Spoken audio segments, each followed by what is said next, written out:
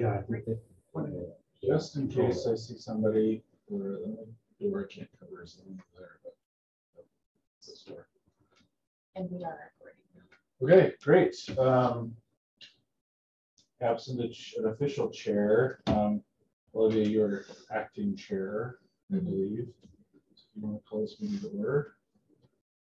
Call this meeting to order. Great. This is the Historic Preservation Commission, Orem City Historic Preservation Commission meeting, February 16th, 2023. In attendance, I have myself, Grant Allen, Kayla, Blackstaff. I guess we'll just go around. Sorry. David Ammett from Department of Transportation. Liz Robinson from UNOT. Olivia Johnson. Devin Pierce. Great. Okay. Absent at this point are Brittany Laidler and Amber Larson. The other two commission members. So we'll jump right into the agenda. We're starting a few minutes late. First item on the agenda was to appoint a commission chair and vice chair. With the other two absent members, we want to table that for the next meeting. Yeah. I agree. So I'll need a motion and a second to. I motion to have that postponed to the next meeting. I'll second. Okay, on seconds, on favor. Aye. Great. We're running around here. All right.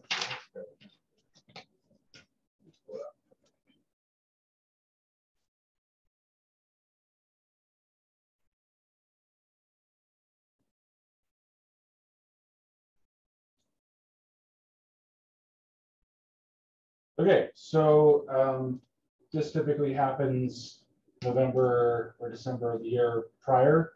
Since this commission was not active at that point, we will do that now. This is approving the rest of the year's meetings, which will, from last month's meeting, we set the meeting to be the third Thursday of the month at this time, 6 p.m. to 7 p.m. at the City Center. So I will propose the future meetings for the rest of the year and motion, unless we want to table that for the next meeting as well. I think we could vote on the calendar meetings. So, so we have next month's meeting, March 16th, 2023, Thursday, March 16th. April will be Thursday, March 20th. Sorry, Thursday, April 20th. May 18th. June 15th, July 20th, August 17th, September 21st, October 19th, November 16th, and December 21st. However, typically that third meeting, in December is typically. Just have one objection. Okay. That is September 21st is my 11th anniversary. 50 years ago. Oh my goodness. So I think I better plan on that meeting. That's okay. I think we can, as we have the meetings coming up, if we don't have a quorum, then we can potentially see if we have the items that are coming up on that agenda, and then we can cancel the meeting or still don't have the quorum, then we can excuse you. Okay. Just want you to know. No, that's an exciting occasion. I wouldn't expect you to be here over that. So. So I guess I'll have I'll entertain a motion for approval of those dates as proposed or as read by myself for the rest of the 2023 year. I'll make that motion. All in favor? Aye. Yeah, I make the motion. Aye. Okay, well, What's that? do you vote for it as well? Yes. Okay. I assume you With the do. one exception. Okay. Okay, so the next item on the agenda is the grant for the State Historic Preservation Office, which is due tomorrow. Yes. And Olivia has taken the time to reach out to the state office for that preparation. So I'll turn the time over to her for a report. So I did send a copy and it should have been included in an email. It was very straightforward. They just needed the information for the area and for myself as acting chair. If they haven't selected chair, would be their information put in instead. I do need the DUNS number, Which I have for you on email. and then it can be submitted. Elena Franco has approved all the other information that's been included. Fantastic. And has told me to include the expansion on 1600 as part of it, just so that we have a focus for the grant. Okay. Other than that, it's all ready to go. Okay. Fantastic. I will email you the DUNS number, and then you would like to submit that tomorrow, and then just copy myself and the rest of the commission members. Of course. So we can kind of be excited that we got that submitted. Fantastic. Okay, I would entertain a motion though from the current members here that we make a motion to submit what Olivia has prepared to the Utah Certified Local Governments Program Grant program for 23-24. What's that? What's that? There's a motion to have Olivia submit that to the proper people. All right, all in favor? Hi. Great. This is exciting. I'm excited. We're excited just to get this grant applied for and in the works. So I did confirm from last month's. I know there was a question of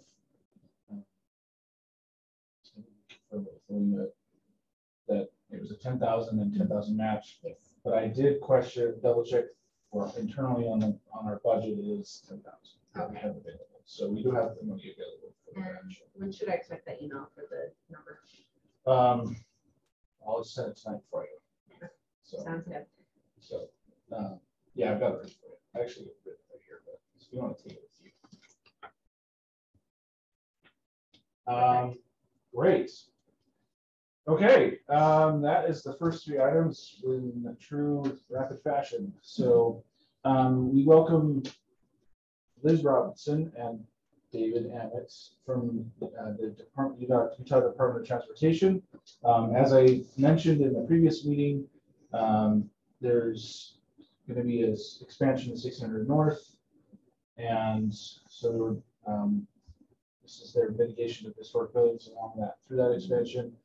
So they asked to come and present. So turn the time over to them for the presentation. Okay. Well, let me see if I can go ahead and get those shared. It should be. Turn down the right. It's the other one. Yep. There we go.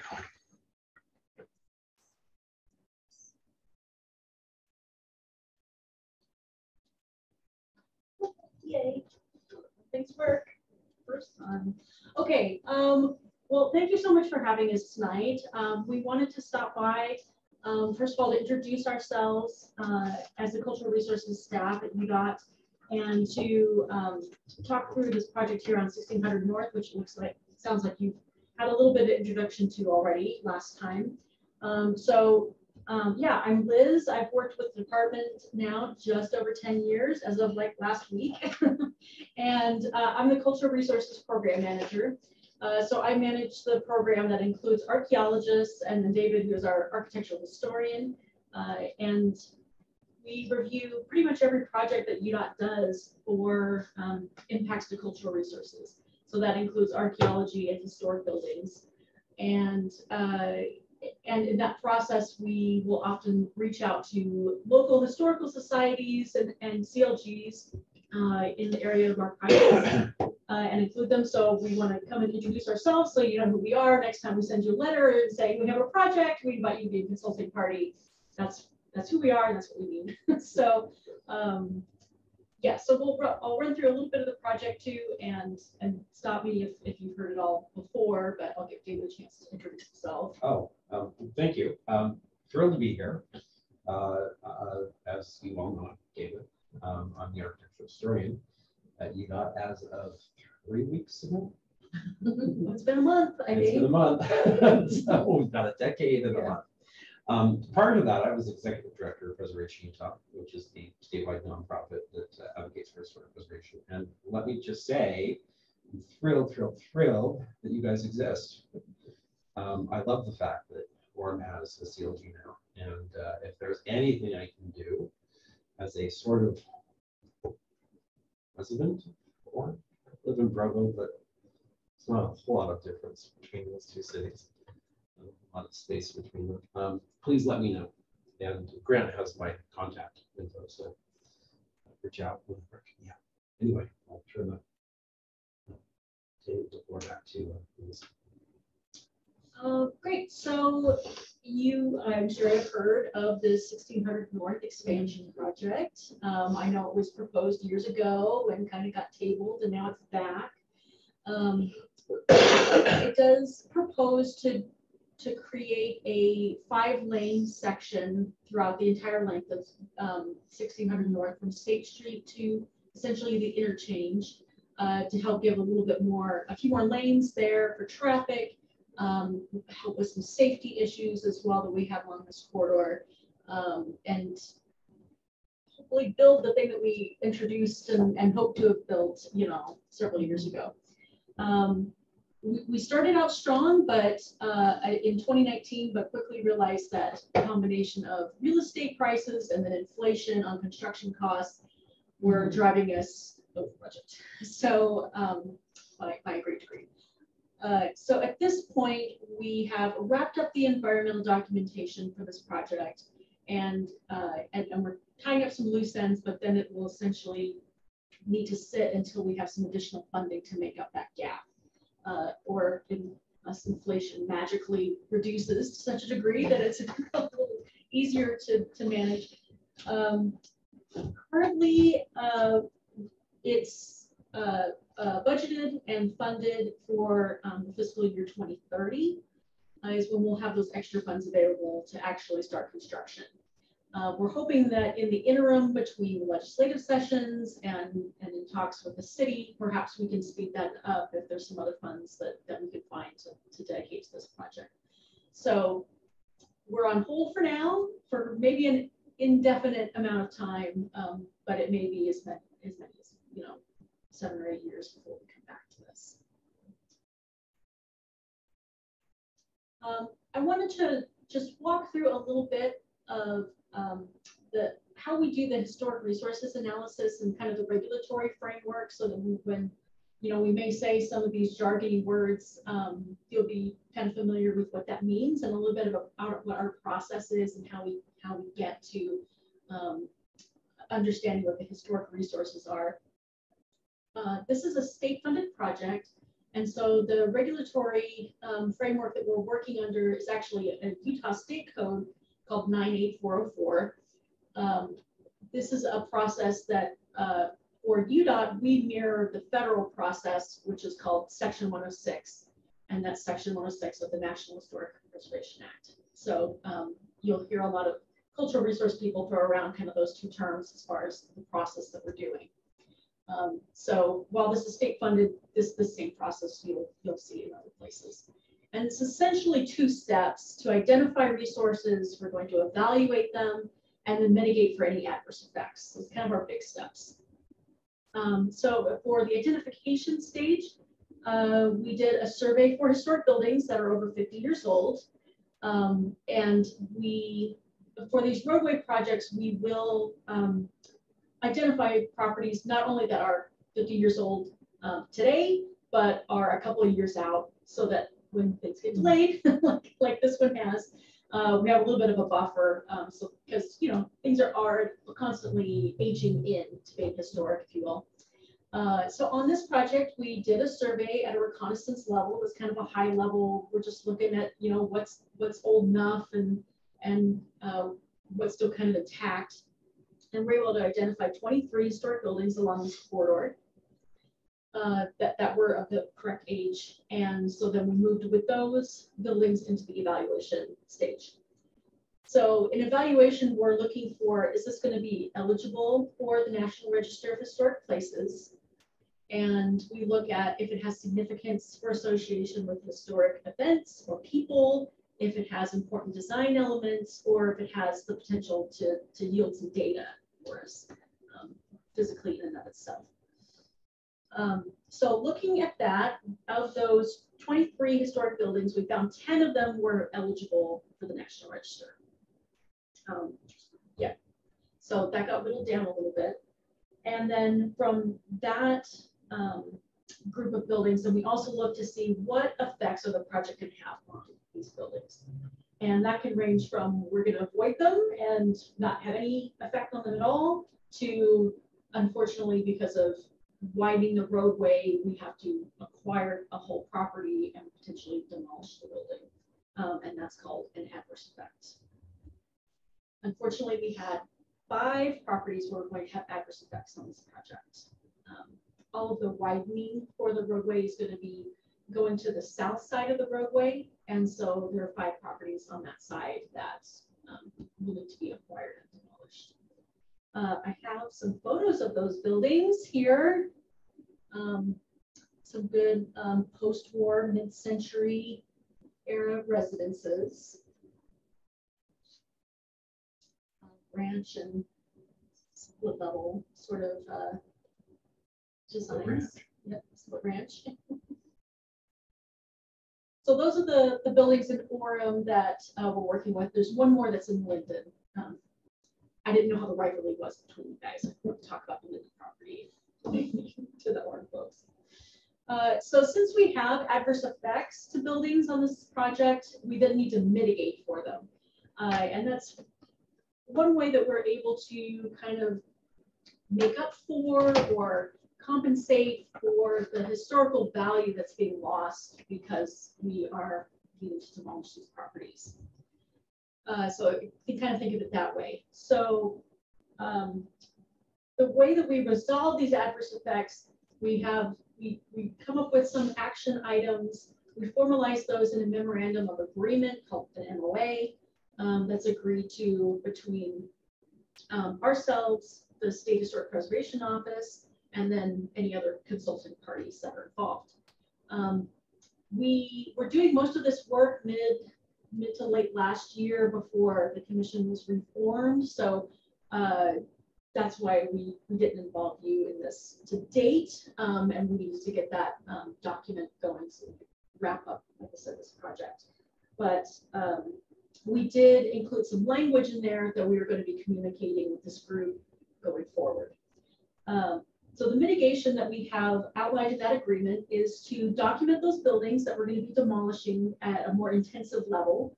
And that involves doing more photography of the property. We do more historical research into the chain of title, biographies of owners, looking for where there's significant events, people, or design elements at this property. In addition to the work at the actual properties that are going to be affected, we wanted to build in something else to benefit history in Orem. And so one of the easier things for us to do is to sponsor additional survey. We have consultants already built into our contracts. It's easy for us to just add on some additional scope of work for them to go do some work. And Grant had mentioned that you have a requirement to keep a historical survey of the city up to date or updated. And so based on the budget of the project that we have, I was able to estimate we could do about 25 properties of reconnaissance level documentation that could help with either updating the city survey. We left it pretty general, so it could be updating the survey, it could be expansion if there's been neighborhoods that haven't been surveyed in the past. If we, it's pretty flexible. So while the MOA has been agreed to, when it comes down to when we come back to doing construction, We want to wait to do these efforts. First of all, we don't have funding for it right now anyway, because that is going to come out of the construction budget. So when everything's funded and we're going again, we'll come back to you and say, okay, we're ready to go now. Let's talk about what are the properties we want to do survey for. Those could be, like I said, a neighborhood or contiguous along 1600 North. It could be relatively unrelated. We try to keep the mitigations still kind of focused on the types of properties or the general area where we affected them.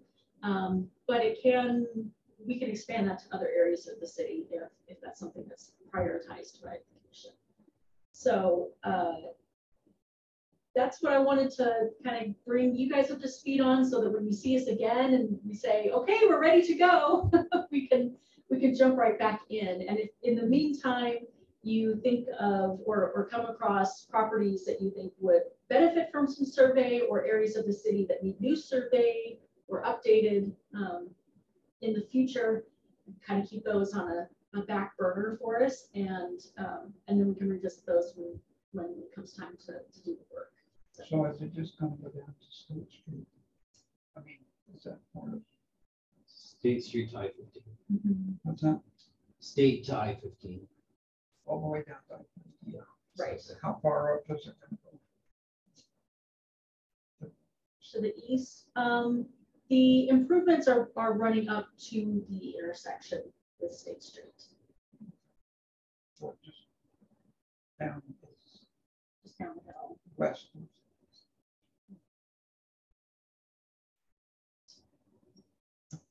Right down there. So, Yeah.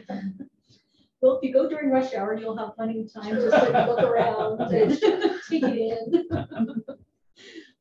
I know that was a lot, so if you have any other questions. One of the big issues is the lane merger. People are Yes. like, I don't know where I'm going anymore. Yeah. Yeah, so eliminating that bottleneck there on both sides of that corridor to be 5 lanes all the way through.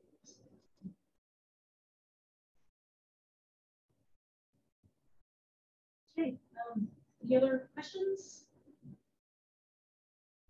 Okay, yeah, like I said, that's what we have on the books, and if you can be thinking or keeping a little to-do list of things for us, we'll be checking in, hopefully not too long, and have some work ready to go for you. So like I said, this is through a state process. It could be from state or federal projects, and there's a lot of growth going on, so I'm sure we'll have other projects in the future come through, and but we'll want to invite you to be consulting parties with us, where you can help earlier, help us develop those mitigation items, review all the documents ahead of time, and we can involve the commission at an earlier point in the project than what we have here. And those will come through as letters that can be hard copy or email to invite you to be a consulting party. So I guess I'd want to just check and see which medium you prefer and what is the main contact point for communication commission. If that's, Email Okay. works good for me. and whoever happens to be the president, then Whoever does that at that point. Okay. Yeah, I think Liz, maybe next month I can let you know who they vote as the chair, and then we can pass that. Great. Yeah, if you get approved as a CLG, then SHPO keeps a list Oh, updated with all that yeah, contact yeah. information. So yeah, we can check that too. Yeah. Great, I'm glad to have you as CLG as well. That'll be exciting, and join a great group of cities there that are able to get a little bit more funding and more organization around historic preservation.